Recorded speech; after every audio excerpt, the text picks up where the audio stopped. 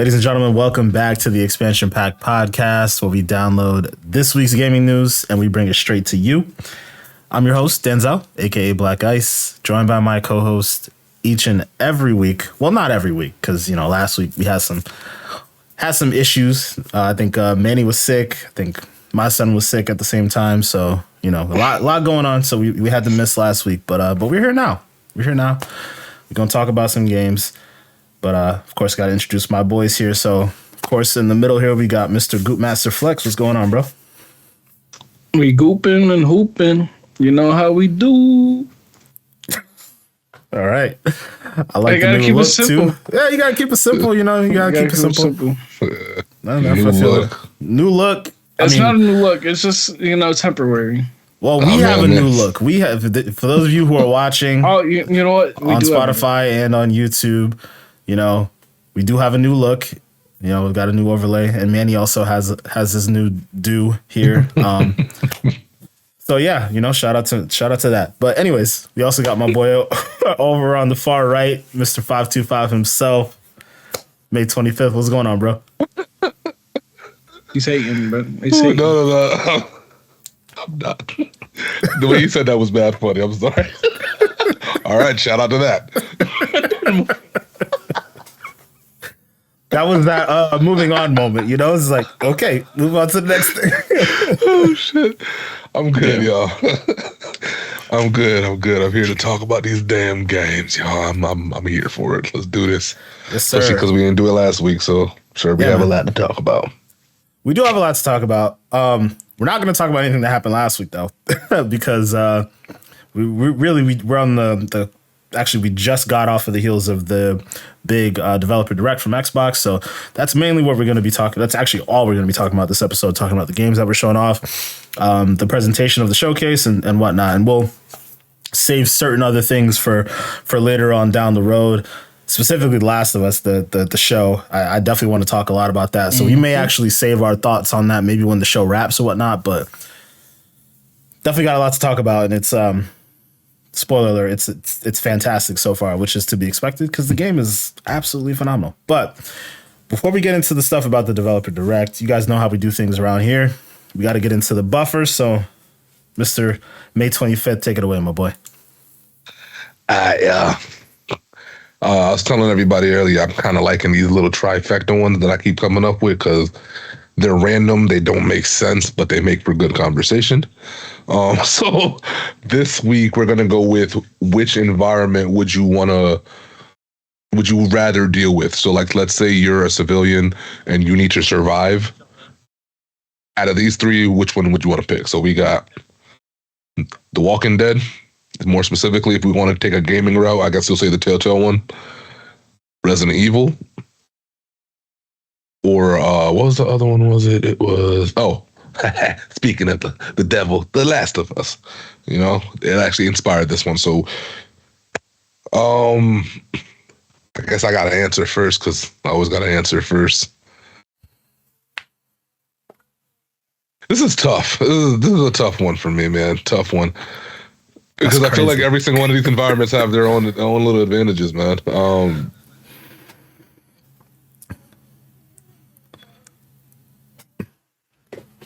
I guess I would have to go with Resident Evil, and the only reason why I'm gonna say that is because it seems like out of all these scenarios, man, they got the most guns, bruh. I'm saying? Like, these dudes, they seem like they have an unlimited amount of resources when it comes to weapons and stuff like that. Whereas the other scenarios, shit, I remember in Walking Dead and in The Last of Us, a lot of it is predicated on conserving your ammo and only shooting your gun when you really have to. Well, one, because of the noise, and two, because of the ammo thing or whatever. I never see anything like that. No, I lie. I was gonna Resident say, Evil is big on that too. Yeah, absolutely. But like the movies don't show that shit. You know what I'm saying? Like the movies are like different in that regard. So, damn, maybe I don't choose Resident Evil. Maybe shit. I don't know. Yeah, when do y'all go, yo? I don't know. Man, if I had to choose between all three, I'm definitely going with The Walking Dead.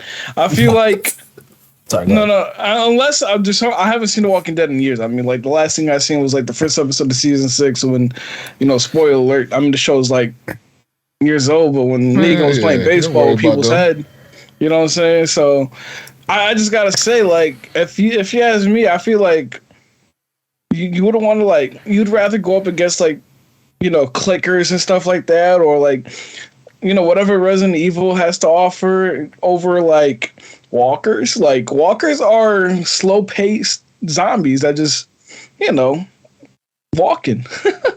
Like, I just don't think that, like, I would think I have a better chance with the walkers per se. You know what I'm saying? Like, people are going to be people. There's always going to be those people that are survivors and, you know, looters and all that kind of stuff that are going to always, like, you know, try to take over them, whatever the areas and stuff like that. So you're going to have people regardless, no matter where you're trying to survive at. But I just feel like if you're talking about, like, the actual zombies themselves, you got to go with the walkers from The Walking Dead. I respect that, but I gotta disagree so hard.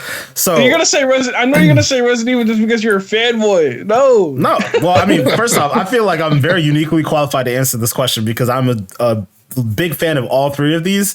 Not so much The Walking Dead lately or anymore, but when you take a look at all of these franchises on their own, you've got the best survival chances of Resident Evil, solely because it is not a world, like, it's not like a pandemic or like a worldwide thing. The Resident Evil, these things are happening in very select locations. So, like, if you're in Raccoon City, you're fucked. But outside of that, like, if you're in, like, I don't know, Australia or something like that, chances are you're fine. Like, you're not going to get affected by the T-virus. If you're going based off of the games. If you're going based off of the movie, like one of those movies, like, it got to the point where everything was just fucked, then yeah, you have no chance. But when you look at The Walking Dead, that shit was it's literally a pandemic, like an epidemic. Like, literally everyone is infected, right? So if you die, it's like spoilers for people who have never watched The Walking Dead or anything like that, but if you die, you are already infected. So if you don't get shot in the head, you're automatically going to turn into a zombie. You're fucked. The Last of Us, that shit is literally worldwide as well. So and it's like surprisingly far more realistic than any other zombie thing ever created, because like it's literally like fungus that are infecting people, which is a real thing that can happen in the world. Like, there's no escaping that shit. You're fucked. Resident Evil, that shit happens in like a couple select locations. So I would take that shit in a heartbeat. Can I add a counter thing to this? I hear what you're saying about Resident Evil, but like, you don't feel like that Resident Evil's universe has far more like variables that you like can't even see coming sometimes? Because like, I feel like at least with The Walking Dead and the other one, you can kind of at some point predict somewhat of how your circumstances are going to go. In Resident Evil, bro, like, you could think that you got clean out of whatever scenario you're in, and the next thing you know, you got somebody standing in front of you with a syringe. And then, you know what I'm saying? Like, it's like, yo, there's a lot of bullshit in Resident Evil you got to worry about. Like, no, you're not wrong. You know, like, you're not wrong. You told me. Out here, I was gonna say, you got liquor. You got fucking. You got Mr. X and fucking Nemesis. But my point is, though, if let's say we're in Manhattan and that shit's happening in Manhattan, I can leave Manhattan, like, assuming that it's structured in the same way that the games are, because that is the key point. Assuming it's structured in the same way as the games are, then it's isolated to that area. It doesn't like spread to the whole world. And in that case, I'd take that any day, because, bro, if you look at the game, so Manny, you look at Village, right? Resident Evil Village. Like, you have to go to that location to find all the crazy shit that's going on there. But this dude Ethan was living a normal ass life before. Like Mans was like, he had a house and family and kids, all that other stuff. He didn't have to worry about nothing. You see what I'm saying? Like Leon was working for the White House. Like, he was protecting the president's daughter at a period of time. Like, he was living in civilized world. Like, it's not like the whole world is over, you know? Like, it's not the same. There's a way back. Like, The Last of Us, there's really no way back to the way the world used to be. The Walking Dead, there's no way back to the way the world used to be. Resident Evil, you just got to go to like the other side of the world and you might be good. Granted, there's a chance that some crazy shit might happen, but I don't know. There's a way to escape is what I'm getting at. That's these other places, how is it a cop out? That's the realest shit. That's the realest shit. No, fuck that. The whole world is affected. Because you can't just be like, oh, I'm moving to Australia with Gucci. You know what I'm saying? You gotta get out of the place. I'm sure, like, you know, look, this is a gaming podcast. You just hit me with 3 gaming franchises, and I gave you the realest answer. You don't want to accept it? Fuck you, yo. No, I'm just saying, like I said, like realistically, you know, an outbreak happens in Manhattan. Bruh. They're gonna fucking quarantine that shit. They're gonna lock it down. They're not gonna let anybody out, you know? Like, not only that, but the dogs. I'm just saying, the chances of it happening, like, okay, we don't live in Manhattan. So if that shit happens in Manhattan, yeah, we're pretty damn close. Like, you know, there might be some problems, but we're not in Manhattan. You feel what I'm saying, though? Like, if that shit happens, it's usually, like, in Resident Evil, it's usually isolated to specific areas. Doesn't affect the whole world. Whereas The Last of Us and The Walking Dead, everybody's fucked. If you are, okay, I'll give it to you, Manny. If by some chance this whole thing turns out, like if it's in the Resident Evil world and it happens to everyone everywhere, I would rather live in The Walking Dead because it'll be easier to manage the zombies, like you said. But the people are just as much to worry. Like the whole point of The Walking Dead was that the people are worse than the actual infection. Like the Negans and the governors and the people who are like eating other people. That's the whole point of The Walking Dead, is that, like, it sounds corny, but like that was the line that they said in the show, is like, the secret is we are The Walking Dead. Like the show, when they say The Walking Dead, they're talking about the survivors and not talking about the zombies. So that's the whole point of the show. The people are worse than the actual zombies. So you're fucked with all of them, really. Mm-hmm. But I take Resident Evil. I guess I should have framed the question differently, because I wanted the scenario to be like, you're in it. You're one of the people who's in it and is trying to survive. So like, because I get what you're saying. You're technically not wrong in your assessment. Like it's isolated in different areas. But like, if you were in, I don't know, in Village, I don't know where it's located, and you just so happen to be one of those dudes living in one of them huts or whatever, and you in there, it's one of it's your whole life, family, and everything is in there, and then you have to survive it, or like you're down the street from the hospital that Rick woke up in, or like you have to deal with it. You can't be in a situation where you're not dealing with it. If you have to deal with it, if I have to deal with it, I'm still taking Resident Evil. Like if really? The context is still the same, where like there's an outside world that I can then go back and live life in, I'm taking Resident Evil. But how are you getting through it? Like that's the thing. I'm like, bro, how are you doing this? My whole thing is, if I'm getting through any of them, like, you know what I'm saying? Like, you still have to get through The Walking Dead, right? You still have to get through that at the end of the day. If I'm built to get through The Walking Dead, I'm probably built to get through Resident Evil. So here's my other thing, right? In both The Last of Us and in The Walking Dead, there's like, how do I put this? There's almost like weaknesses to like the zombies and the clickers and all that bullshit. So like, for example, with the zombies in The Walking Dead, if you're able to advert their sense of smell, you can walk among them. Or like in The Last of Us, you know, some of the things can't see, but they have exceptional hearing. Is there anything like that in Resident Evil when it comes to like, because what I be seeing in Resident Evil is like you shoot one of these motherfuckers and then their head explodes and tentacles come out and it get harder to kill them. Like I'm just like, how are we doing this? You're right. There are definitely like hella variables, right? Like there's some of them where if you shoot their head off, then yeah, they evolve into something else, whatever, what have you. But the other side of that coin is, if I get a modified strand of the T virus and I inject myself with it, boom, I might turn into Wesker or Alice. Bro, you about to do that? Now I'm just saying, if we're talking about all these worlds, right? Y'all want to put all this shit on an even playing field. I got receipts here, bro. I know what I'm talking about here. So if we're talking about this hypothetical situation, I can give myself superpowers. I can't give myself superpowers in The Walking Dead. I can't give myself superpowers in The Last of Us. Yeah, but you might not be you. I might not be. Yo, most of the My time boy when they about do to that be shit, transformed. He about yes, to have like fucking big ass tentacle arms and shit. Like, when they do that shit, they almost always lose any kind of like rationale at all, man. It's just like, But Alice and bruh. Wesker were good. I'm just saying, Alice and Wesker were good. There are other people in that world who were fine.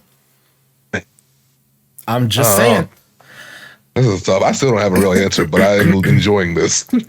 okay. Like I said, all right. Let's just say worst case scenario. You're stuck in the middle of it. Like I said, and like we'll just put it like this: you're stuck in the island, and there's no way out, kind of thing. Would you rather? We'll put it like that. If we're stuck in the island and the infection's there, the island's heavily populated, there's no way out because like there's no boats and shit. We're just saying this hypotheticals. I'd probably say we have a better chance with The Walking Dead, like zombies. We have a better chance, but eventually I'm going to die, and eventually I'm going to become a zombie. Like, so there, if we want to break it down, each franchise, right? Each franchise, The Last of Us is immediately out the door for me, because if you're looking at it from the game standpoint, those spores would kill me. Like I wouldn't know magically that I need to go put on my mask at a particular point in time when I'm just trying to traverse the world. So like if one of those spores gets into my like system, I'm dead. That's it. I'm done. Forget about it. So Last of Us out the door for me, right? The Walking Dead, like I said, we're all already infected. So if I die, I'm already going to become a zombie, right? Like I don't know. It's easier to manage and all that different shit. But I will take the hope and the possibility of like leaving and getting away from this and living like a normal life again, or what the closest thing I could possibly have to a normal life again with the Resident Evil world than I would with any of the other two. Wow. So my man just said he is willing to inject himself. Yeah. And take a risk for the team and then be one of these dudes that like be just coughing in front of bathroom mirrors and shit and blood and things coming out of your mouth and all kind of crazy shit. Bro, my thing is right. How long do you think you're surviving in each one of these worlds? You know, I'm gonna hope a while. Be real, I don't know. You know, like I'm gonna fight to the death. You know, but that's what I'm saying. You could fight to the death, and that could be the day the outbreak happened.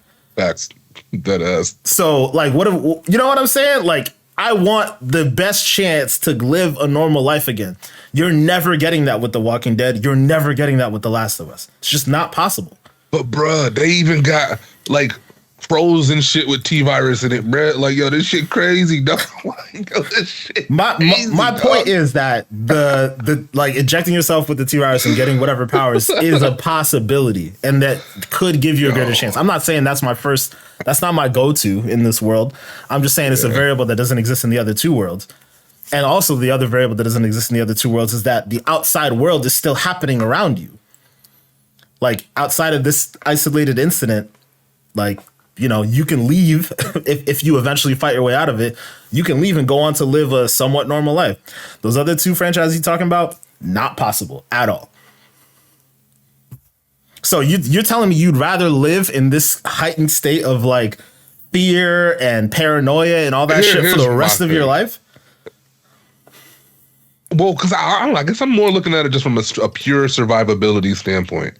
If I'm looking at it just purely just like me just living from now until the end of my life cycle, I probably would rather deal with the other two. Just because, Last of Us is probably out for me too, but I'd probably rather deal with Walking Dead than Resident Evil. Resident Evil for me just has far too many variables that like you just have to worry about. Like you can't even go in a river or something like that because there's gonna be something in there that's swimming around with the shit in it too. Like there's just everything got the damn T-virus. like what are you gonna do? What are you gonna do? I just feel like with Walking Dead, like eventually once you learn the lay of the land and you grow a set and shit like that and you go out there and do what you gotta do, you can almost put a science to it in a sense, in terms of how you gotta wake up and how you gotta do things. And granted, every day is not necessarily promised because there are variables, but like there's so many in Resident Evil. Well, my thing is with The Walking Dead, like again, you're already infected. We're all infected. You die, but so I'm saying this too, right? So okay, so A, you're already infected. B, the world is gone. There's no more technology. There's no more innovation in medicine. None of that shit. Like all of it is just eradicated, right? Like, you could die from the dumbest shit, bro. Like, you could die from dysentery, and boom, you're a walker. Scurvy. But like, for real though, like, it's, I don't know, man. Like I get what you're all saying. Like, from the basic standpoint of it'd be easier to manage the zombies because there aren't like crazy things like clickers or bloaters or like lickers or, you know, like talking about Resident Evil and Last of Us. They don't have all those things. But I don't know. Like, when I think about it all, I'm thinking about quality of life too. I want to be able to like get past this shit and live, like, actually live a life. You're never gonna have a life in The Last of Us or The Walking. Like, I know what you mean. Yeah. There's a part of me that almost feels like even if you are able to get back to civilization, it still won't be like normal for you. But yeah, you'll still be fucked up. You'll be going through some shit for sure. But like, there's still the possibility of you like going to like a coffee shop or like going to a restaurant or like, I don't know, like the normal shit that we have like here now. Like, there's a chance to go back to that. You know, it would be like a temporary discomfort or whatever, like temporary like fight for your life. And then you, like, because at the end of the day, what are you fighting for? What, like, if you're in The Last of Us and you're fighting to survive, what are you fighting for? The next day, pretty much. And then the exactly, next day like, after that, you know, you don't even look that far ahead. Exactly. Like, you're not fighting for like a I don't know, like, let's say a brighter future. Right. Like, you know, it's like, I don't know. It changes things. Like, what if it happens? This is a really like specific scenario, but let's say like you go on vacation somewhere or whatever, like you're on vacation by yourself in Mexico or whatever, and that's where the outbreak happens to happen, and you know that like it's just happening here, and there's like a family and like all your friends and your old life to go back to, you know, like, I don't know, you'd be more willing to fight for that than to just fight just for the sake of like living another day where like all my friends are dead and everything that I know and loved is gone. I don't know. Yeah. I know what you mean.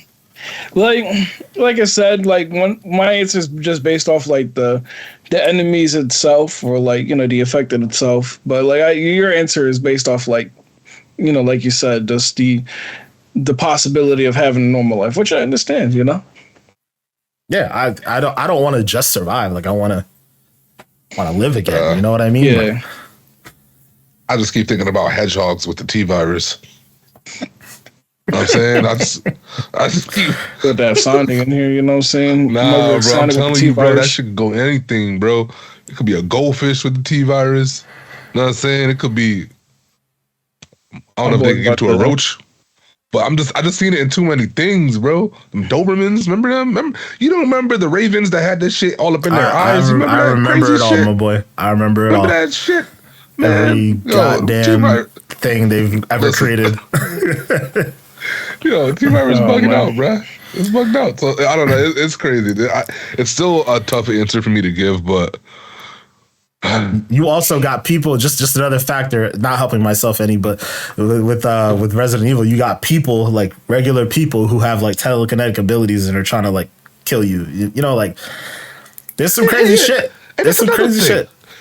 Resident Evil at all three of these scenarios is the one of them that has always some weird secret. There's always some dumb secret that pops out of nowhere, and then you're like, "Oh, you were doing this, and everybody didn't know you was doing this." Oh, bro! And then they got some random briefcase that didn't exist before, and this briefcase has some other variations. Some shit. It's just. It's tough for me to say Resident Evil, bro. Man, I hear you. I'm just saying, I feel like my chances of going back to regular life are a bit you're high. right. Yeah, your chances, yes, that they are. Unless for some reason somebody infects the rest of the world, which I always kind of think is a high probability too. But that's just not how the story has gone so far. Yeah, Like I said, if you're talking about it based off of the movies, where like eventually everything is gone, I'm taking The Walking Dead. It's not even a debate. But if we're going based off the games and how the games are, the whole world ain't fucked yet. So I'll take it. I'll take it. Oh man. All right, but we spent like 15 minutes plus on this. We did. Tell me your little trifecta jobs we hit, bro. Walking Dead. Right. Oh, no. Oh man. That's the other thing, man. Everybody always gets off in the worst ways in The Walking Dead too. Like Yo, you remember when they ate Everybody Hates Chris, bro? Oh my God. Man. Nah, my man was stuck in he was stuck, like what, he got crushed up against the glass? Bro, he pushed up against it and the thing bit him right here, bro, and just ripped his shit. Yo. Yeah. What season was that? 7 or 8 or something like that. 7? Okay, 7. Damn. It was after. It was after. If it was 7, then I sure. definitely see it because, like I said, I stopped at 6 when Negan played baseball with people's heads. So it happened before that. I thought. What did it? I thought it happened before they got to Alexandria, or maybe it was right around that time. Yeah.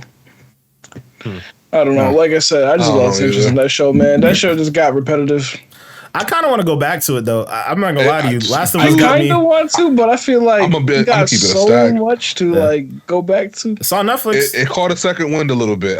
That's the most I'll tell you. Like, I'm not gonna say it got great, but towards the end there, I was like, okay, y'all didn't fully give up. It's not bad. I heard. I mean, I guess it's not spoilers, but spoilers to y'all if y'all haven't seen it yet and y'all plan on seeing it. But I heard after Rick left, it got better. Yeah. Yeah. So. Yeah.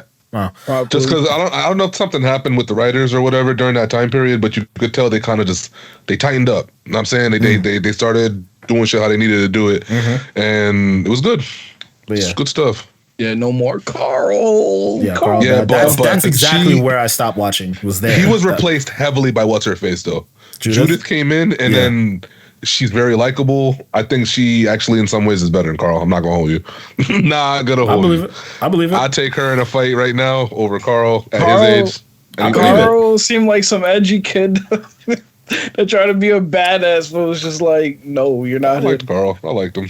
I liked him in the end. The way he died really sucked, but yeah. I do plan on picking that back up again though. Like I said, The Last of Us, watching the show was definitely kind of like inspired me to pick certain things like that back up again. I actually just started playing State of Decay 2 again today, like randomly out of nowhere. Man. And I don't know, man. I feel like that game is underrated. Like it's a very it's a very specific type of game, but it's fun. Like I don't know. It's not like some high quality AAA game where you're getting like this amazing storyline and yada yada, like amazing dialogue or anything like that. It's just like it's a gamey game, and it's fun in that way. So I just hope State of Decay 3, picks up the slack. I hope State of Decay. I hope State of Decay goes the way of a AAA game. Like I think that would be really cool for them because there's a lot of opportunity there, especially with some of the systems that are in place. But at the same time, I think it's still going to be gamey kind of a thing. Yeah, I know what you're talking about. So it is what it is. But speaking of State of Decay, pivoting over to Xbox and our main story for this week. And Chris, by the way, thank you for the icebreaker or the buffer. We don't call it that no more. The buffer, because it was a good conversation. Definitely took up some time, but I'm holding firm to my beliefs here, even though you guys are trying to sway me. I feel how I feel. But yeah, guys. I said what I said. But yeah, guys, if you like this buffer in particular, you guys wanted to give your answer, make sure to comment. If you're watching on YouTube, pop a comment down below. If you're watching on Spotify, shoot us something on Twitter or whatnot. But also, guys, we're also taking requests for buffers that you guys want to see. If you guys got any questions or anything like that, make sure to hit us up on our social media pages at XPackPod on Twitter in particular. Or just comment down below, like I said, on the YouTube video. And we'll check that out. Hopefully, if you got something good, maybe we'll slide that into one of the episodes in the future. So with that being said, we're jumping right into this developer direct that happened today. Very interesting format for sure. Before we really dive too deep into it, I do want to say, Xbox told us exactly what we were going to expect from the showcase, and they pretty much hit it. Obviously, there was one little surprise there, but I really have to give a shout out to Xbox for this because their developer direct. Even though I didn't care for every single game that was there, I knew what games were going to be there, and I knew exactly what I was going to be interested in. And then that one little surprise hit me, and obviously we're gonna get into it here, but I guess we'll kind of go down the list of each game that was shown in order, but I guess we'll start right off with Minecraft Legends. That's kind of the first one here. I know, I'm going to tell you right now, this is a game that I wasn't particularly interested in. When I saw a little bit of it, I was like, huh, okay, so like this is supposed to be like an action strategy game, but like it has PvP elements to it. Okay, interesting. I don't know. I mean, is this something any of you guys plan on picking up? I'm assuming not, but... Well, we wouldn't need to be picking up because it's gonna be on Game Pass day one. Yeah, it's gonna be on Game Pass. But like, are you actually gonna take the time to download it or stream it? Like, let's be real.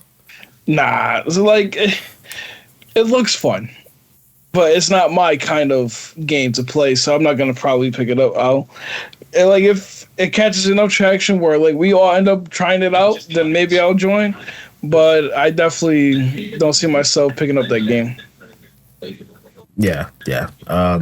Chris, what about you, man? April 18th is when it's coming out. I kind of feel the same way as Goop. This is not a game to me where like, me by myself would want to just download it and play or whatever. But if like Squad was like, yo, we're all about to just get teams of 4 and then literally raid against each other, that could be good content. That could actually be some funny stuff and some good times.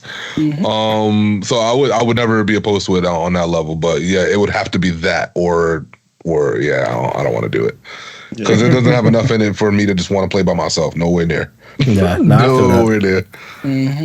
I feel that. I mean, you did bring up a good point though, because it's actually something I was going to mention. I feel like with our group of friends in particular, like we're generally pretty open to trying random stuff. And like sometimes if one person latches onto something, we'll be willing to like give it a shot if it has some sort of multiplayer component to it. I could see that being like if one person in our group latches onto it and like it's good enough, we might try it. Cause like we've tried just about everything, bro. Like, like I said, I started playing State of Decay today and I got, at least 2 people to download it just to like jump back into it with me, And like today, somebody suggested to me Sea of Thieves again, and I didn't have that installed on my Xbox, and I downloaded it again. So I'm open to just about everything, but at least from what I saw from this, it's like this isn't going to be a hitter for me. But I know that this is actually going to be a big deal for like Xbox in general, right? This Minecraft is obviously like a huge franchise. I think it's probably bigger than Call of Duty as far as revenue and like players and all that other shit. Like it's huge. So I think this will definitely be a pretty good look for them, I should say. Now, the interesting thing about this is that it is still, and again, to Microsoft's credit, they've been very good about this since they've acquired Minecraft. It's going to be not only on Xbox and PC and Game Pass, but it is going to be on PlayStation and the Switch. So, pretty much a wide range of people who would be able to play this. So that's definitely a good thing there. But as far as first blush, definitely not our cup of tea. So we'll move on to the next thing here. Really, I'm just going to get the two that we're least excited about out of the way now. Get them out the way, yeah. So next thing here is going to talk about the Elder Scrolls Online. They have a new expansion coming out. It's called Necrom. And that's going to be launching in June. I'm not going to lie to you. They did an interesting job of pitching this game to me because nothing about this game has ever seemed appealing to me. But like the developer was talking about it and they were like, oh, remember the first time you fought a dragon in Skyrim? And it was like, well, we have a whole world of dragons here. And like, remember the first time you tried to fight this guy in Oblivion? Like, we have this whole thing here. And I was like, oh, this actually looks kind of cool. But they were like jumping between like what I presume was like CG and like actual gameplay. And I was like, oh, when y'all showed the gameplay, I'm like, I'm good. But the CG looked dope. And conceptually, it looks really cool. Like, obviously, I love the games that they're referencing, right? They talked about Oblivion. They talked about Skyrim. They talked about Morrowind. Like, I've played all 3 of those games and loved them. But I don't know, like, the ESO or Elder Scrolls Online, like, that MMO style, like, I've never looked at it and thought that it would be interesting to me. And to be quite frank, I've never really played an official MMO. Like, there's other games that we talk about that really are technically, like, I would consider MMOs, but never really played anything like this. I haven't played, what's the other WoW one? And all that stuff. Yeah, WoW. Never played WoW. None of them have ever been appealing to me. So, I don't know. What do you guys think about this one? Chris, start with you this time. I'm actually, believe it or not, a little interested here. I actually kind of wanted to re-download ESO a while back ago, but I gotta figure out space for my thing. I need to just stop being funny and just buy the damn memory card, but it's so fucking expensive. Thanks. But I need that but shit. It's worth man. it. My shit's stuffed. It's worth it. As long as I know I could use it on the next console, which I'm sure they're gonna allow. God damn it. Okay. But yeah, I need to buy that. But other than that, I did want to get it again because I did play that game a little bit. To me, the only thing that kind of sucked about it is you kind of touched on it there. The graphics could be a little better for sure. The in-game graphics, because the in-game you could tell it's based on like some older shit that just it ain't up to par like that no more. But gameplay wise, it's fun, man. It's got this how do I put this? If you like Skyrim and all that stuff, there really isn't a reason why I would see somebody loving Skyrim and then hating ESO. The only difference there is that ESO to me has more of that pull to actually want to get people together and go do big ass events because you don't have any of that in like Skyrim. Whereas in ESO, like I don't know if you want to call them raids or you want to call them big dungeons or whatever you want to call them, but you have stuff like that where you're like, yo, all right, we're going in here. Are you leveled? Yes. All right, bet. Let's see if we can do this. And you go in there and you try your best to get something rare because a lot of that stuff is, I don't want to say it's not looter shooter-ish because it's not looter shooter, but you get what I'm saying. Like there's certain things you're only going to get if you go do certain activities. I'm trying to remember if they had a pet system in the game, which I always love shit like that. I like these games. MMO games are really, really fun to me. It's just that I haven't seen a really, really good one come on a console. All the good ones I've ever played were like old school ass, really bad graphics, web-based MMO games from way back in the day. Yeah. And I used to love them shits to pieces. But a lot of these other ones, they don't do them on console like that. So even like Final Fantasy, if Final Fantasy was available on console, the MMO, I would have been all over that years ago, bro. But I know that you can't do that. So it's just like, what are we supposed to do? Right. We don't really have a lot of choices when it comes to console for those MMO games. Or at least not good ones, you know. Do you think that actually will change the way Microsoft seems to be pivoting? Like, obviously, they're in the process of buying ABK. There's been a lot of conversation around the idea that World of Warcraft might come to console. I mean, I think that could be a niche for Microsoft to really find themselves in because, obviously, like you said, there's not that many on console. I think that would, I don't want to say it'll break the game because that's a little bit like hyperbole, but like, I think it would be a super big deal. A super, super big deal because a lot of people who I could think of that would love to play WoW on their console. You know, that makes things a lot easier. And I mean, you could keep the little subscription thing if you want to keep it that way, or you could put it in Game Pass. You could do however you want to do it, but there's ways to get around that, man. Like I'm telling you, it would work out. And I wouldn't see it flopping. I could not see them doing that port and it going badly. They will 100% tied to Game Pass. 100%. So, yeah. Dude, that game has so many things in it for you to do. And that's the thing that's awesome about those games. You could go, if you want to be strictly somebody who gets a pet and you just raise that pet up and you become strong as fuck with your pet, you can do that. If you want to make yourself strong, you can do that. You might not even care about combat. Maybe you're just an item person and you like going out there and getting rare shit and then selling it back on the marketplace. You could do whatever you want to do in these games, and that's the beauty of them, man. This is why people were so disappointed about 76, man. Because Fallout 76 should have been this. It should have been this. In some ways it is, but it just kind of like took too long for it to get kind of decent. So nobody really cares about it anymore. But 76 has come a long way, but it is a smaller, smaller scale. So yeah. And it had a bad launch. They update it really frequently, man. They always have a new season. They do a lot of things in that game, but it took too long to catch on.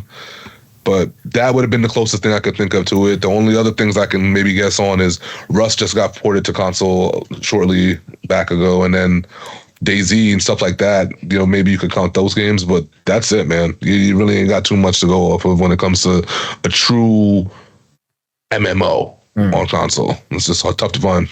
That's true. That's true. Yeah. I mean, honestly, even you just going into all of that, it proves the point that, like, you know, I've heard kind of brought up a couple different times about this Developer Direct. Like, not every single game in this showcase is for everyone, but there is something in there for someone, right? Like there's a niche, and I think it's like good that they were, you know, initially 4, but ultimately 5 diverse style games, right? Like it wasn't like they were shooter after shooter after shooter, or like third person adventure game after third person adventure game. Like there was like a nice diverse set of games. So hearing you talk about ESO and it piquing your interest again, like I think that's definitely a good thing. Manny, what was your take on ESO in particular? Yeah, like I was looking at it, and actually the fact that they have pretty much all their expansions free for a limited time kind of like makes me want to take a peek at it and maybe download and see what's up. The problem is, it's like when you play those MMO games, it's obviously hard to kind of play by yourself, or at least personally.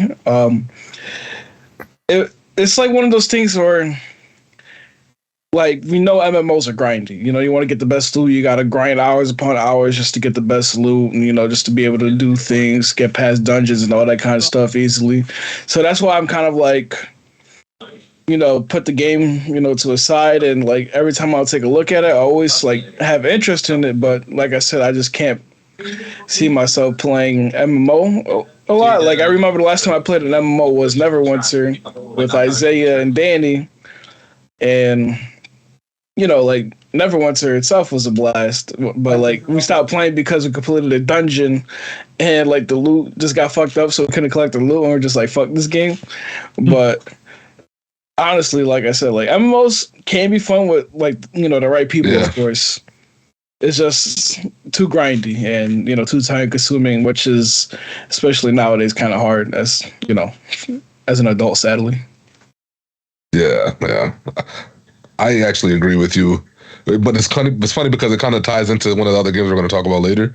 But you're definitely right, though. They don't, when it comes to MMOs, they focus so much on the fact that it's multiplayer that they don't really care about the person with the single game experience, and it does become very daunting for some of those people to just walk into these places and then you're literally going against a whole guild, like a whole guild of folks who have been riding and grinding for whatever, been helping each other through missions and shit, and it's just you.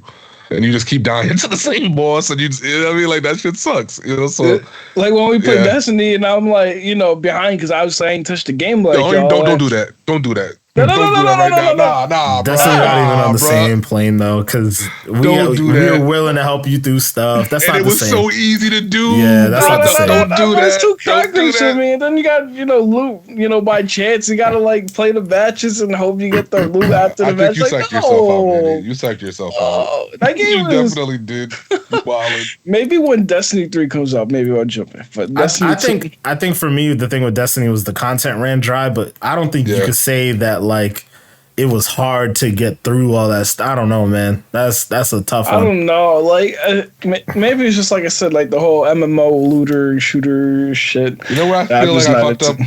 I know where we fucked up when it comes to him and Destiny. We let this motherfucker play by himself for a little bit. And it was like, nah, it's easy. You can figure it out. And I have a feeling that shit fucked you. Exactly. I don't want to figure it out. I think that's what it was. Give me a nice clear direction. Just show me the way. Why did you ask me? Yo, I would have helped you, and I would have came in there with you and whatever else and figured it out with you. But man, you're a gamer, bro. Man, he be playing mad stuff. I don't believe that, bro. He could have figured that out 2 seconds if he actually tried. You know why though? Because I even remember specifically, he would ask mad questions like, "Where's this? How do you get to this?" And like, I don't know if the menu was just like intimidating or something. It was just like too much. I don't know, but he seems like mad lost all the time, There's a bro. lot on your screen if you're just coming back into it. There was a lot on your screen, and it was like, well, what matters and what doesn't? So, like, I get it, but I don't know. It's very quick to get past that, and then boom, you're just like, all right, what are we about to do? Who are we fucking up? Who are we shooting? Like, it's like, I just wish you would have listened, bro, because we told you it takes only like a week and change to get where you got to get, and after that, whatever you earn is on you. But to be up to par. It only takes a little. It's a long time, you know. Destiny 3, I'll give you that, man. I'm probably not touching that game until Destiny 3 as well, because the content has been. Yeah. Like if Destiny 3 hits, then I'll probably hop on. The only thing is, do you think Destiny 3 is gonna be free to play, or you think they're gonna? That's a hard question to answer because that game's probably not coming for at least 3, 4, 5 years. But I don't think it'll be free to play, but I wouldn't be surprised. I mean, I don't know. Actually, you know what? I think that model's been working out for them. So I actually think it might be free to play, and then the expansions will cost money, and I'm okay with that. I'll be there day one with my $60-$70 regardless. I'll be there. Yeah, we'll see. Like if there's like a a beta or whatever out and of course give it a chance. But yeah. It's decent. Yeah. It's decent. Destiny is like 2 new legacy activities away from getting lit again. Because right now, the strikes and all that shit is just so repetitive. I don't blame you for feeling how you feel. I completely understand it. You, Denzel, but not you. Goop, I get him. Oh, man. It's funny because I've been seeing like those memes. I forgot the dude's name, but like the Gambit dude, the one that flips the coin. Oh, Drifter. It's like, oh, like. Oh, I kind of miss Drifter. Damn, we got to stop talking about this because I might actually fire up that game and I'm gonna just disappoint myself. So, moving on to the next topic. Here. So, this is actually the one area of the showcase that I felt was a fail. Not because of what was shown off, but because of what wasn't shown off. So we're getting into Forza at this point, Forza Motorsport. I mean, what you can always expect from a Forza game is graphics, right? Graphics are absolutely phenomenal. I mean, at the end of the day, it's a racing game. There isn't too much you can show off as far as gameplay goes. So you're really just showing off the graphics, the different cars, the different tracks, so on and so forth. Everything that they said, for me on paper, I was like, this is great. Like whenever this comes, I'm downloading it. I'm not like, I would prefer Horizon. That's really where I get like gameplay and fun and all that stuff. But at the same time, like a simulation racer is still fun because like it's highly immersive. You get that like crazy, fast feel of gameplay and whatnot. And specifically in the Forza franchise is the case, it almost always shows off the best graphics. So yeah, I mean they've got me hook, line, and sinker with that. But when they got to the end of their presentation, it was the only game that didn't have a release date. And I'm like, bro, this is the one thing you cannot do here. We've been waiting for so many different things. Granted, this is one little speck off. Like it's the only nitpick negative thing that I can say about the showcase in general. But you need a release date for Forza. Initially, it was supposed to be spring 2023. When this thing ended, it just said launching 2023. So that could mean it got pushed back. Maybe it's coming in summer. Maybe it's coming in fall. But I didn't like that. I didn't like that one bit. So, I mean, I don't know if you guys feel the same way. Manny, you could take it away with your thoughts on it. Yeah, like, we got new gameplay clips. They showed us the new map. And I forgot what they said it was. My memory's bad. But...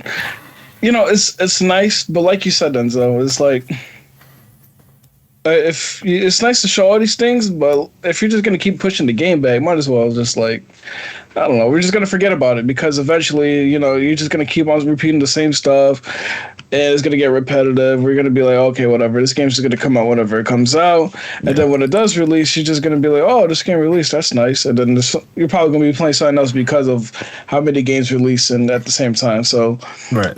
Like they do that. They do gotta do a better job with being consistent. Especially with a developer direct like this. We hope to see a release date, and like you said, it is disappointing. And we get it. Forza, you got nice graphics, you got cool sound design and everything like that, but it ain't nothing to do. Like I said, the only thing new really got was just like the track that they showed off, or like a little bit of gameplay. They did talk about a new online racing mode and then like a new like single player focused career mode where you're building a car up. That stuff could be cool, but like they didn't really showcase it in a way. And I don't know, sometimes that stuff's hard to showcase as well. It's hard to show that off in a way that's compelling to people. So I think it could be a different story when we actually get our hands on it, as far as like how it really plays out, and it could be different. I know that I want to play it regardless because it looks beautiful, but yeah, not having a release date sucks. I do have a theory though and you kind of touched on it a little bit, I guess, but I have a theory as to why maybe there wasn't a release date. That may not necessarily be that the game got pushed back, but I'm gonna talk about it after we get Chris's take on this stuff. So what do you think about Forza, Chris? I ain't gonna lie, it's probably a pass for your boy. Not because I think it's bad or anything. It's just that you kind of said it too. Like I'm way more of like a Forza Horizon dude than Motorsport.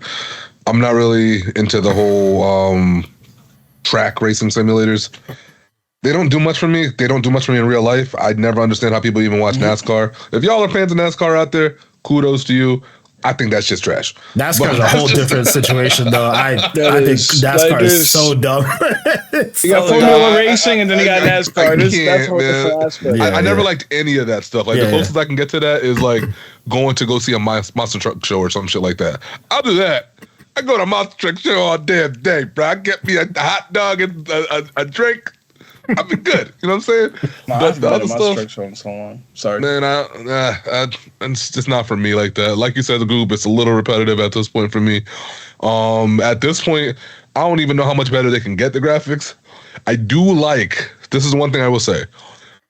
If we're talking about attention to detail, I like the whole dirt mechanic that they have on the cars now. That is really cool to me because I was like, oh, so it builds up on the vehicle like an actual car would, like in the little crevices and all that shit. That is really cool. I think that's a nice touch. Not enough for me to want to download it or anything like that, but it's cool. It's cool. Graphically, though, it's way better than Horizon, though. Like, because the one thing I'll say, and I feel like it's easy for it to be better than Horizon because it doesn't have to be an open world racer, right. So there's that. But like it has ray tracing, like real time ray tracing on track, all that stuff, and that's something that Horizon didn't have. And some of the little other nuances to it and whatnot. So I think it does look better than Horizon. I'll say that much, but it's probably not going to be as fun from a like gameplay standpoint. But yeah, no, I don't know. I just like being able to drive around. I got to re-download Forza, but driving around, you know what I'm saying? Homies is around. It's cool. It's just, I like the whole lax nature of it. Yeah. When I play Forza, it's really much, a lot of times it's because it's like a relaxation game for me. Sure, Despite the whole competitive aspect to it, I like just driving. That shit's cool. If I had to critique it really quickly, though, the one thing I don't like about these games, and this is even Forza Horizon, I don't like the way how they set up their, I don't know what you want to call it, like their garage, and you put in attachments and shit on your car and stuff. They don't explain enough of that shit for people, and I'm not like a car guru. You know what I mean? Yeah. So like I don't know what every little thing is gonna do when I attach it to my vehicle, and like you get a little bit of information when you like highlight stuff, and it'll tell you, small bumps in certain stats or whatever, but I don't know. It's not enough deep information. Like I really kind of wish it worked like how the gunsmith works in COD. Believe it or not, where like you just have like your car and you're cycling through things and you get a whole ass description of what it does, what it doesn't do, how much stats you're gonna get off it. I don't know. You just got to break that down a little bit better for me. Yeah, because not everybody who plays that game is. I think that's huge. 101, you know what I'm saying? I think that's huge. I'm not a car guy at all. So I would love that kind of thing to understand, okay, like, because you're right, like a slider only tells you so much, right? Like, oh, well, my traction might be better and it just shows me a bar that goes from like 20 to 40 or whatever it is. But like, what does that actually mean? Like actually getting a descriptor of it. Because, video games a lot of the times can help you learn things about the real world. So like if you learned about cars through Forza, Motorsport in particular, I think would be the perfect game for it. I think that would be pretty cool. So I agree with you there. God taught me guns, bro. I'm not even gonna hold you. Like I could see guns nowadays, like in real life. Well, I know what that is. I know what that extension is. I know what all this shit is from COD. From fucking COD, bro. That's crazy. Wow, but that's how video games are, man. They're the extension of the real world. So yeah. But before we jump into the next game, though, I do want to talk a little bit about why I think they may have been vague about the timeline, because again, we know this game is supposed to be coming out spring 2023. Whatever, what have you. I think the fact that Starfield doesn't have a hard date yet, I think may have a little something to do with this. And I think that Starfield might, like they think that they might bump up against each other. And since they don't know exactly when Starfield's like done and ready to ship out, I think they want to be vague about Forza and like vague about Starfield until they can hammer down that date. And then like I wouldn't be surprised if like kind of right after we get a hard date on Starfield, we might get a hard date on Forza. I could be wrong. I was pretty wrong about this event in general, about the predictions of it being like, oh, this is going to be for the first quarter. Like, nah, we got games that are like all over the place. As far as timelines go, and obviously, Forza, we're not even getting a release date for it all yet. So I don't know. Who knows how that can go, but I want to jump into the next one here. I'm going to jump into the surprise of the show, and I'm going to save Redfall for last here. But Hi-Fi Rush wasn't a game that we were expecting to see here. It's something that was getting rumored. Like there were little leaks about it online, just saying that a game called Hi-Fi Rush exists and it's being made by Tango Game. Is it GameWorks? Tango GameWorks? Yeah, Tango GameWorks. But we didn't expect it to see it at the show. Even seeing it, like, it was like, oh shit, this is like not what you would expect Tango GameWorks to be making, right? Like the creators of The Evil Within and The Evil Within 2, and like the head of that studio is the person who worked on Resident Evil, right? They're like a horror game studio. What was the other game that came out? Ghostwire Tokyo, like horror, spooky stuff. And they've even leaned into that in the showcase, with the playfulness of them showing off the game. But man, this is such a departure from that. Like, this is some crazy looking, like, rhythm based, like, fighting beat 'em up game. And the best part about it is they just shadow dropped it, like, right after the showcase, like right before we started recording. I was playing a little bit of it, and I'm gonna be honest, I was a little worried about the rhythm mechanic stuff, because I feel like sometimes that can be gimmicky in games, and I don't really like that. Like, for example, that Metal Hellsinger game, like, that turned me off immediately. The mechanics of it, plus I don't like metal music, so like all of those things coming in together, like, the game turned me off. But this Hi-Fi Rush game, I like, man. It looks, and Manny and I were talking about this, it looks a little bit like Sunset Overdrive. Like, it's giving me shades of Sunset Overdrive, and all that's telling me is, yo, they're like, I've just started playing it. I like it so far, but I'm gonna save my full reaction to it like once I finish it. But if this is done right, and Microsoft says, hey, here's the keys to Sunset Overdrive, that would be really nice. That'd be really nice to see. But Chris, what do you think about that? This game impressed me just based on what it is. Even though I ain't gonna hold you, just off rip, I don't expect the game to make a lot of sense. 100%. Because I was like, yo, this man's got a MP3 player in his chest, and that shit powers up his arm. All right, whatever, bro. We gonna keep it moving. But aside from that, it looks good, man. I love the art style. It looks like it runs pretty smoothly. I love the idea that it gives me so many different vibes. I can't even tell you. Like, I'm getting the sunset shit that y'all talking about. There's certain parts of it that remind me a little bit like a Devil May Cry or a Kingdom Hearts kind of 100%. Thing. I'm even getting fucking Scott Pilgrim versus the World in this shit. Like, and that's a movie. It's not even a video game. You know what I mean? Like, I'm getting that in this. For a second, I kind of thought it was a Ninja Theory game at first, because it really reminded me a lot of Bleeding Theory when I first saw it at quick glance. Bleeding Edge? Bleeding Edge, I'm sorry, yeah. Mm-hmm. Yeah, man, there's so many games and different things I could tell you that, like, yo, it reminds me of this, The combat looks really cool. Definitely interested in playing it. I can't say anything bad about it. And again, I also love the fact that they put it out right after it was over, because I think Xbox needs a couple things like that, man, just to kind of tide people over. Because the biggest reason why we keep getting mad at everything is because they showed us teasers of stuff that they know we really want, and then we're just not getting any even real updates on those things. Mm-hmm. You know what I mean? That's what we really want. Like, how come we can't get like even a little bit of a glimpse on what's happening with some of this other stuff? But be that as it may, it's something. It's here, and I'm hoping that it definitely gives us a good couple hours at least of gameplay for sure. I'm into it. I'll be getting it. Yes, sir. Yes, sir. It's very fun. Manny, what's your take on the game, man? Yeah, I mean, like you said earlier, if this game really pops off and the art design, the gameplay, and all that stuff, kind of does remind me a little bit of Sunset Overdrive. And if Microsoft does end up, giving them the keys because of how positive this game is, I'm telling you, man, like, I'm going to be a happy camper, because I've been waiting for a Sunset Overdrive sequel for a long time. But I can't wait to definitely try it out. The fact that it was shadow dropped tonight is, huge, because, like Chris mentioned, Microsoft has been kind of dry in the exclusive sides, even though they have been, carrying with the Game Pass, same day drops.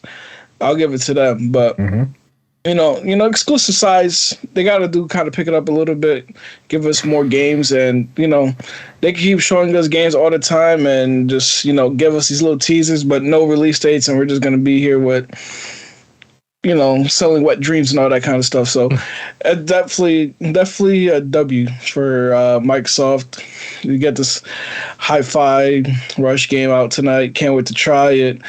And like I said, if this game is popping, I'm hoping to see more games like this. It's actually does look pretty dope. Yes, sir. Yes, sir. This seems like it's. I think we talked about this a little bit previously, but this seems like Oblivion. They had that game Pentiment that came out.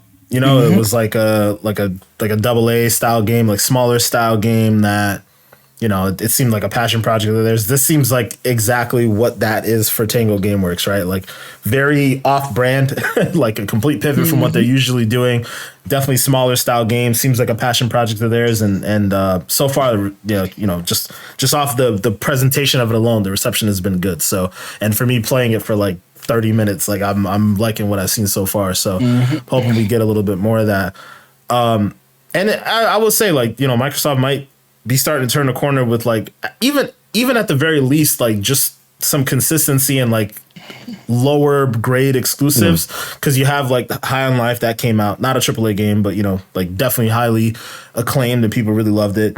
Obviously this is coming out. And also this is something, it's interesting that it wasn't in the showcase, but the GoldenEye game, the GoldenEye remake, that's coming out on Friday, and they actually literally just announced that today, right before the showcase. I think the word on the street is that they were waiting for Nintendo because they still have to go through Nintendo because Nintendo owns the rights to that game still. So they had to wait for Nintendo to say, okay, we're gonna release it, and Nintendo said go, so they're gonna go, and it's gonna come out for everybody on Friday. But that's still technically an exclusive. We get a little crazy with the wording on that, but whatever. It's not coming to PlayStation, I guess, is really what it boils down to. So it's exclusive in that respect. But yeah, Microsoft might be turning a corner, but we definitely need to see more of the AAA stuff. So we need to see the Starfields and whatnot. But one game that they're billing as a AAA game, at least, and this is the final one that we want to talk about tonight, is Redfall. So that was the last game they showed off at the showcase. Got an official release date, May 2nd, thankfully. And yeah, I'm pretty excited about this game. I've seen some mixed receptions online that people still don't fully understand what the game is, which I think is interesting because I feel like they were very clear with it. Like I feel like they really outlined it pretty well. And then like if you look at what they outlined in conjunction with that article that came out where they were like, oh yeah, it's like Far Cry mixed with like Borderlands and so on and so forth, like seeing it really clicked for me. It was like, oh, okay, they really are going for a Far Cry 2 style game. And then within that, you have the ability to get all these crazy customizations of guns and whatnot. And there are guns that have certain powers, like they're color coded. But even after they're being color coded, there's like stakes you can put on the end of the gun to kill the vampires. So I'm like, all right. So this really is not like Left 4 Dead. But even though people are still saying that, like I find that weird. Some people are still saying that on Twitter, but I'm like, I'm not getting that vibe anymore. Like that vibe's almost immediately washed away, especially when you factor in like an open world. You can't really call it a Left 4 Dead anymore, but it is what it is. Now, Chris, I think you were alluding to something about this game earlier, so I mean, I'll let you take the floor on this one. Because we were talking about the whole MMO thing and the struggles between a solo player and a person in a group of friends that want to play one of those games.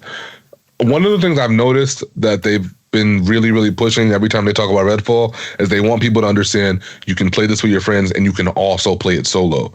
And you don't see that a lot, man. So that's why I'm like, this game has such a chance to be unique, because if this is something that I could jump into with the boys, we go in, do what we do, yada, yada, have a good time. And then one day, say nobody's around or I'm playing by myself or whatever the case is. And I could go in and do that. And my level of enjoyment or my experience doesn't really come down. Hell, if anything, that might even give me an opportunity to earn something y'all ain't got. And I'd be like, oh yeah, I got this and y'all ain't got it. So like the fact that it's set up in that way, it tells me that they're not just thinking about one side of it, they're thinking about both sides. And that's kind of exciting for me, because that if you have a game that can do both, which I don't think a lot of games pull off well, that's big, man. That's humongous in my opinion. Yeah. I love how they broke down the idea of, the enemy, the enemies, and then like what like the major enemies look like and what the bosses look like and all that kind of stuff. I thought that was really cool. I like how they touched a little bit more on the abilities, those side of things, and how they have like actual perk trees, and then you could customize them exactly how you want to play. You know, because that's another thing I don't like about games like this. Sometimes is that, so for example, you'll get a character, and then they're the sniper class, and then that's all they ever fucking are. So unless you need some long range shit, you're not using this dude. I don't like games like that. If he's gonna be the sniper specialist, cool.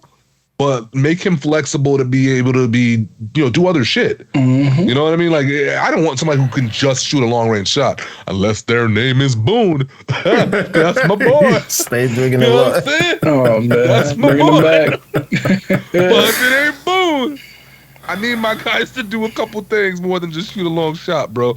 Or I need somebody to be more than just a healer. You know what I'm saying? Like, make it so that way. You're that's your primary thing, but you got a couple other tricks up your sleeve, man. That's all I'm asking for. I like that healer class though. That's probably not the one I'm gonna go with. I'm probably gonna go with the one with telekinetic powers, where everything she does is purple. That's definitely gonna be my main. But I like that other person who did the healing stuff. That was umbrella cool. shit that she did, that she was like absorbing the shots, and that shit hard, yo. I like that a lot. Hard. Like that a lot. That shit hard. And the game looks clean. I don't know if y'all are getting that either, but the graphics look clean. Yeah. Clean. Like, I don't see any dips in frames or nothing in any of the shit that they've showed us at all yet. Yep. And maybe they're picking out the best examples. I don't know. They could be. Yeah, It looks clean, bro. It looks like it runs smooth. I'm excited, man. Yeah, I'm gunplay very looks excited for that good. game. I mean, everything that I've seen from it so far, like I like the structure of it. Somebody online mentioned something about the frame rate, and then I went back and watched it, and I was like, I don't know what are you like. Is it your YouTube is fucked up? Like, I don't know. It was weird to me. Like, somebody's like, oh, it looks clunky because the frame rate's off. I'm like, this looks smooth. Like, it looks like the same engine as Deathloop, and that's really what I was expecting anyways. Because it's, like, if you know the pedigree of that studio, it's like they're gonna get the gunplay right. They're gonna get like the movements right. The single player story, like focusing on the campaign side of it, they're gonna get that stuff right. Like that's what they do. It's obviously it's not the exact same team who did Deathloop, but like it's their sister studios, so like they're sharing resources. They're probably sharing certain engineers and developers or whatever. I think they'll be fine. Like I think they're gonna nail it, man. I think they're gonna nail it. It looks unique in the like because it incorporates so many different genres. To me, it makes it its own thing at this point, right? Like it makes it more unique in that way. So yeah, I don't know. I'm really liking it. But Manny, what'd you take from it? I think it's absolute dog shit, if you ask me personal. Nah, I'm messing with y'all.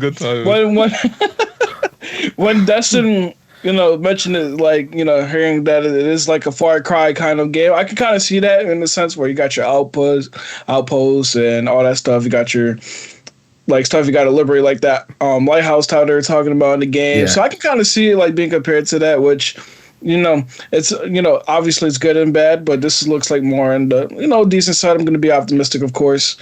Gameplay, like Chris said, looks really good in my opinion. Do like the gunplay with the powers and all that kind of stuff. The uniqueness of each character and their abilities, of course, as well as the weapon loot and how the loot tiers and how the skins of the guns could be different as well, depending on what loot you get and stuff like that, the stakes, all that kind of fun stuff. So this does definitely look like a fun, Far Cry / I was going to say like Dead Island, just because like, the enemies are vampires essentially. And I do like the uniqueness of the game and how like, after like clean the area, how they like will send like a little mini boss after you, and you would have to defeat it. Hopefully that's not one of the things that does get repetitive. But also did like how they're talking about I forgot what it was exactly, but when they were like going to the heart and like defeating, killing, destroying the gods. Yeah, something like that. That's probably like one of the coolest things that stuck out to me was like it seemed like there's a lot of layers to it, right? Yeah. So like there's like, I don't know, like certain mini bosses within a particular area. They all appear to be very different because they showed off, different ones. And them having like one of them had like a shield that like circled around him in 3 specific spots. And then they showed another one that was like I don't know, like more, for lack of a better term, like just tall, I guess. Like it wasn't flying, but it was just really high up, but it still had feeling. I don't know. It's just like, it just seemed like a very diverse set of the bosses, and then the mini bosses, and then the vampire gods. I'm like, there's just a lot going on. And I don't mean that in a bad way. Like, it just, I don't know. I like that there's also multiple ways to tackle each of those bosses too, because like they had the one guy who seems like I think what was his backstory? He's like a paranormal expert. So he throws down like some sort of a field that like electrocutes zombies, and then eventually it freezes them.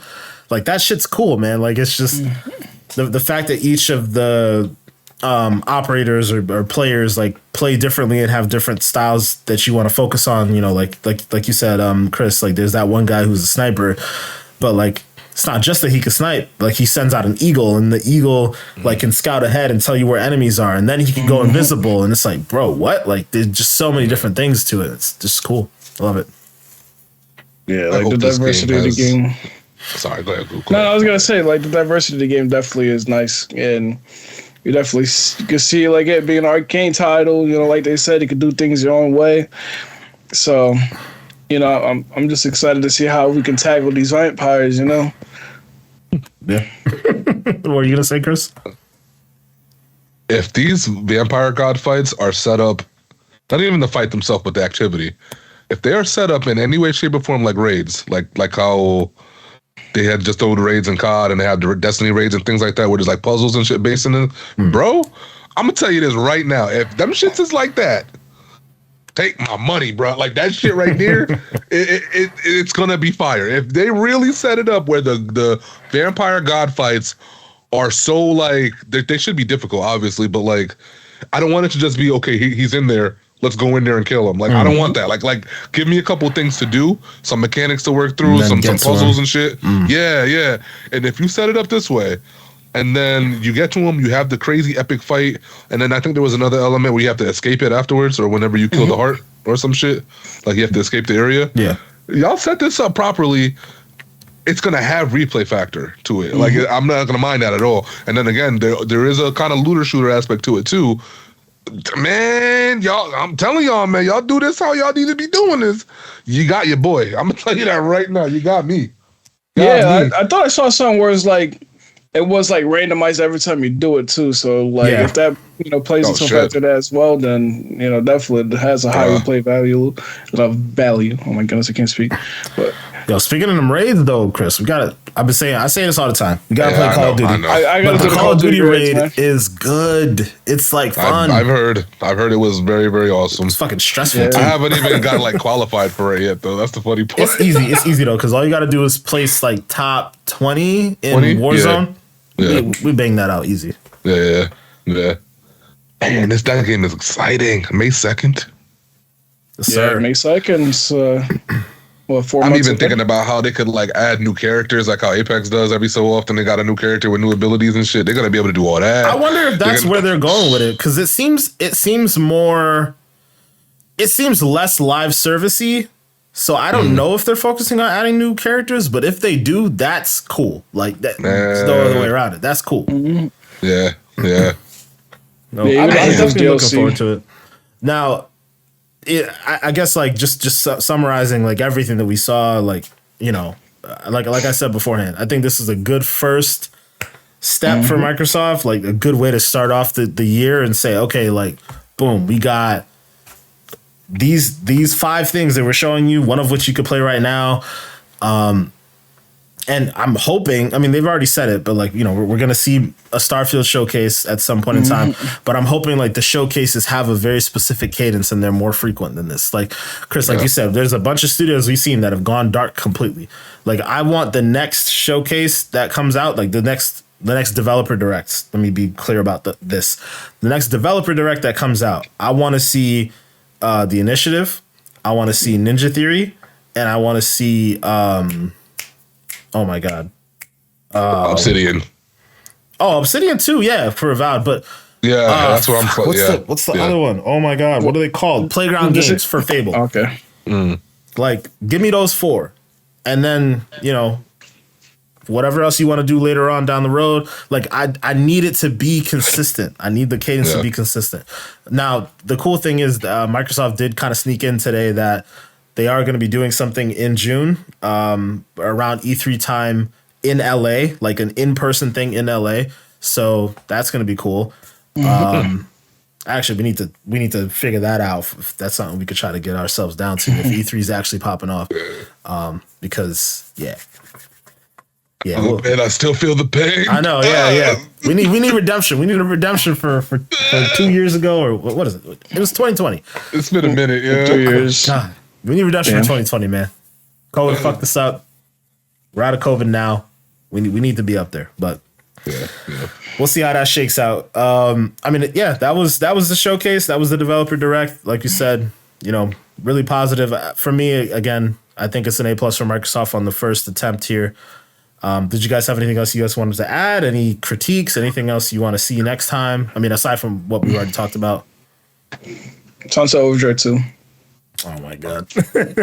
No, I kind of also want to hear about Indiana Jones, man. They haven't talked about that in a while either. Love to hear some new news for that. Yep, that's true. I would love to see that too, man.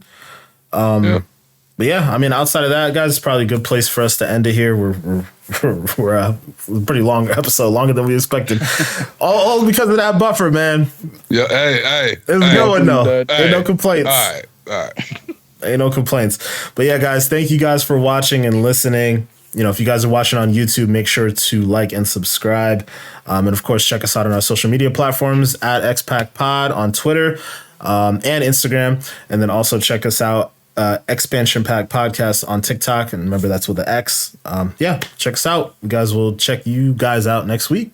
We'll be here with some more news. Hopefully, we'll have some more stuff to talk about.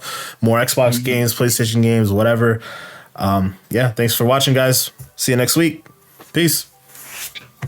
Hiya.